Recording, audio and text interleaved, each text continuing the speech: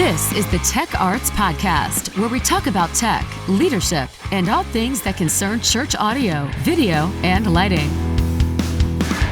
Welcome to the Tech Arts Podcast. My name is David Leuschner, but you can call me DL. All my friends call me DL, so you could definitely call me DL. So glad to have you along for episode 3. Thank you for everyone who is following, liking, and listening.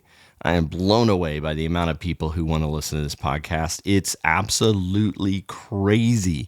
We are now not just reaching just the U.S., not just the U.S. folks, but several countries outside of the U.S. I saw Singapore, Rwanda, Ireland, and more on the stats list on the last time I looked at the analytics. So it's just blowing me away how many people are listening to this podcast, and I am so glad you joined us. For those of you who are new, welcome. Be sure to tell your friends that we're on Facebook, Instagram, or as I'm told, it's called Insta. That's what my son tells me. It's Insta, Dad, not Instagram. Believe it or not, we are also on Twitter. So if you follow or like in any of those social atmospheres, definitely follow and like us. I don't know who's on Twitter anymore, but if you are, we are there. So check us out. I got a few questions about the hat that I wear. It's the University of Hawaii. It's kind of an interesting story. I went to Hawaii once and I wanted to buy a ball cap. So I went to the store, bought a ball cap. I said, oh, look, it has an H on it for Hawaii. Let's buy that ball cap. When I boarded the plane, the stewardess said, hey, did you go to the University of Hawaii? No. I didn't go to the University of Hawaii. I just bought a cool cap that I thought was neat. But evidently, it stands for the Hawaii Rainbow Warriors. So, go Rainbow Warriors. I guess I'm rooting for you every time I pop this cap on in this podcast. So, enough of that. What are we talking about today? Well, today we're talking about mistakes. Which mistakes are important, and how do you learn from them? When we get done, I know you will have a different outlook on mistakes and why they are the most important part of your church tech experience. So let me repeat that. When we get done, you're going to have a different outlook and you're going to realize why they are the most important part of your church tech experience. Making mistakes are the most important part of your church tech experience. But before we get to that, here is a word from our sponsors. Our most important sponsor is Digital Great Commission Ministries. Whether you need help building a team, finding the right gear, or just better understanding the church tech world, DGCM is here for you. Free reports, on-site visits, training videos, articles, and church help. That's what Digital Great Commission Ministries is about. We are about helping churches. For more information, go to audiovideolighting.com. Matter of fact, that website is where you can donate to DGCM and you can find all the social outlets and take part of this 501c3 and everything that it offers. Again, the website, audiovideolighting.com. Check it out. All right, on to our topic today, mistakes. So point 1, which mistakes are important? Well, we'd probably answer all mistakes are important, right? But why are all mistakes important? They're important because all greatness is achieved by making mistakes. Let me give you a couple of examples. Thomas Edison, considered one of the greatest inventors of our time. He said, I have not failed. I have just found 9,999 ways that do not work. This came after he discovered the light bulb, which took him 10,000 attempts. Here's another one. I've missed more than 9,000 shots in my career. I've lost almost 300 games. 26 times I've been trusted to take the game-winning shot and I missed. I've failed over and over and over and over again in my life. And that is why I succeed. Michael Jordan, who some consider the greatest basketball player of all time. So it's clear making mistakes are what helps us get better in life. But which mistakes are important? And if all of them help us, why should we focus on one more than others? Well, there's a distinct reason. Let me tell you a story. We've all been there. We go to a theater production, we go to a service, we have a friend who's in the show or behind the scenes. We come up to him and we say, hey man, that was an amazing service, an amazing production. It was flawless. And they look at us bewildered and say, but we made all these mistakes. And they start pointing out the different issues and problems. And you as an audience member who is sitting in the audience is like, I didn't notice any of those. And that's because the most important category of mistakes is audience noticed mistakes. The distractions that disrupt the audience. That's right. There's buckets and categories of mistakes, and we have to create those in order for us to learn and get better. And I'm going to talk a little bit more about that in our next point, which is how do you learn from mistakes? Mistakes have the power to turn you into something better than you were before. So let me say that one more time. Mistakes have the power to turn you into something better than you were before. So how do you learn from them? Well, the first step is creating those categories. Audience notice mistakes, mistakes that cause distractions, mistakes that cause disruptions, essentially cause a service to disconnect the audience. Those are the mistakes that must be addressed quickly and efficiently, and we create that as a priority 1 bucket. The second bucket is tech notice mistakes. So these are mistakes in programming, workflow, or direction, essentially things that you may have been asked to do. Maybe the lights are supposed to be blue instead of red. Maybe the song was supposed to start a little bit quicker, but not typically an audience notice mistake. But they are things that we need to correct, but I call them the priority 2 bucket. The priority 1 bucket, the distractions you have to get to quickly. The priority 2 bucket is creating a plan and getting to those. Another bucket is leadership noticed mistakes. Of course, these must be prioritized, but you should still understand that they don't go in front of audience notice mistakes or the tech notice category.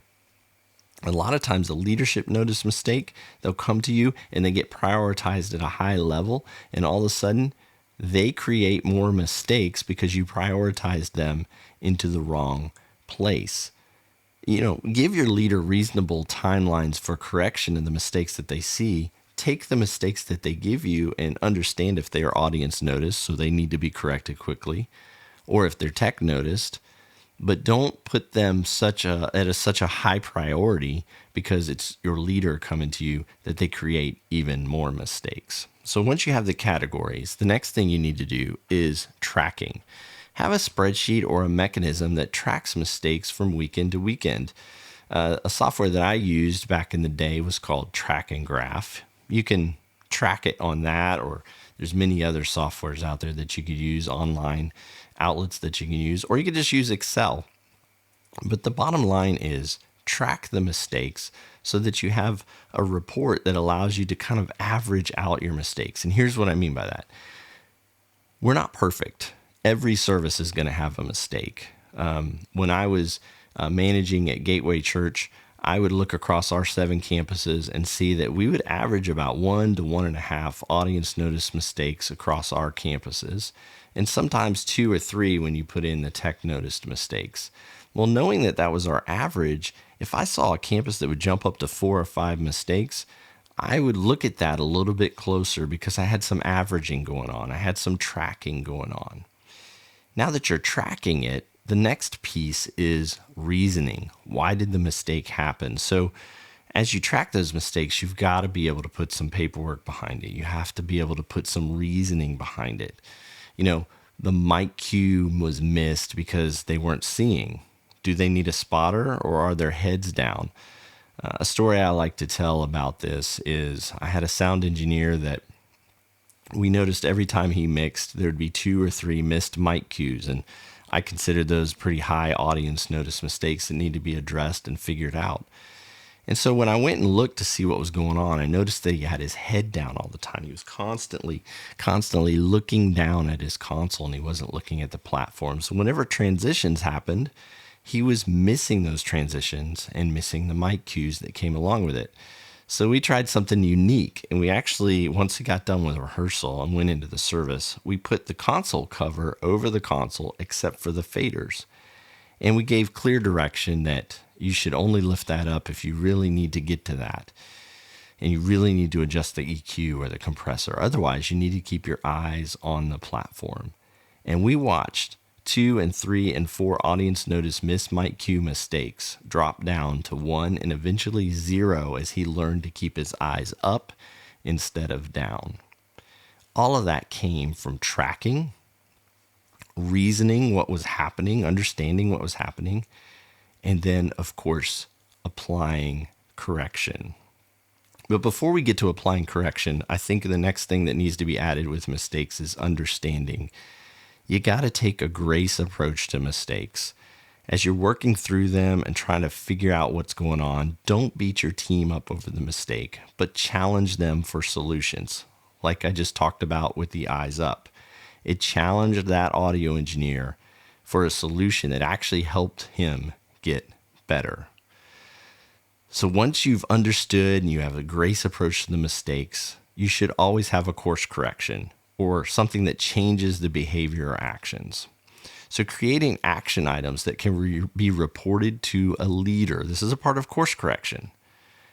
It can be reported to the leader, it can be documented, and you can show resolution or progress. So let me say that again. Creating action items that can be reported to a leader, documented, and can show resolution or progress.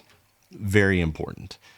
You're not just tracking them, you're not just seeing the averages, you're not just understanding them, but you are providing a course correction, and you're doing it in a way that it can be seen and understood.